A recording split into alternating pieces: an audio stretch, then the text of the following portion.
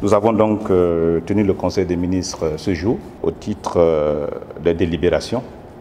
Nous avons examiné et adopté 7 rapports au titre du ministère des Affaires étrangères, de la coopération, de l'intégration et des Burkinabés de l'extérieur. Ces 7 rapports étaient relatifs à des demandes d'agrément pour la nomination d'ambassadeurs extraordinaires et plénipotentiaires. Par ces demandes, le gouvernement des pays amis se propose de nommer des ambassadeurs auprès de notre pays, soit avec résidence à Ouagadougou, soit avec résidence dans un État tiers, dans un pays tiers, comme il est de coutume.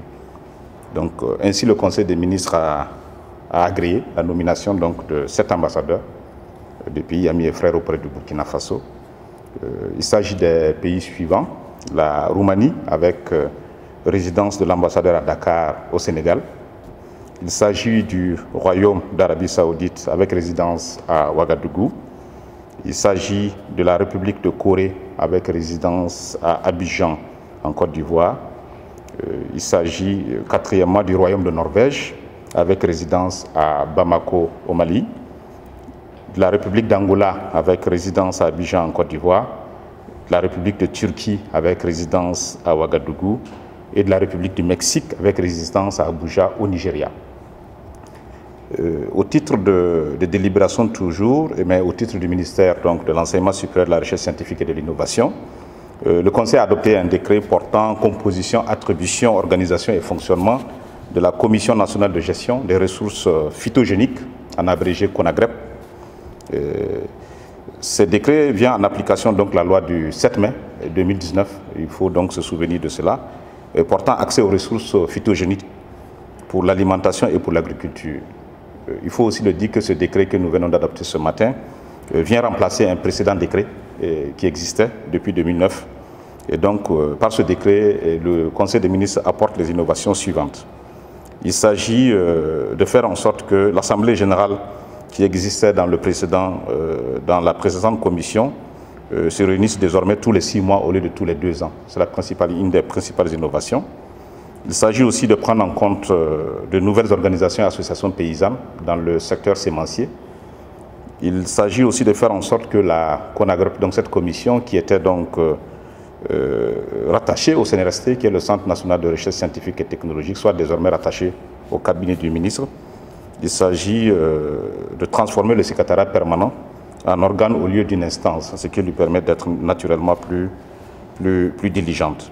Et puis nous avons, par ce décret, défini très clairement les rôles de tous les acteurs, puisque cette commission regroupe beaucoup de départements ministériels, mais aussi beaucoup d'autres acteurs. Donc il s'agit, par ce décret, de bien dire les rôles de tout acteur. Donc au total, l'adoption de ce décret va permettre une meilleure organisation de la commission pour une plus grande célérité et une plus grande efficacité de son travail. Après les délibérations, nous avons, au titre des communications orales, naturellement, abordé la question de la pandémie sur la Covid-19.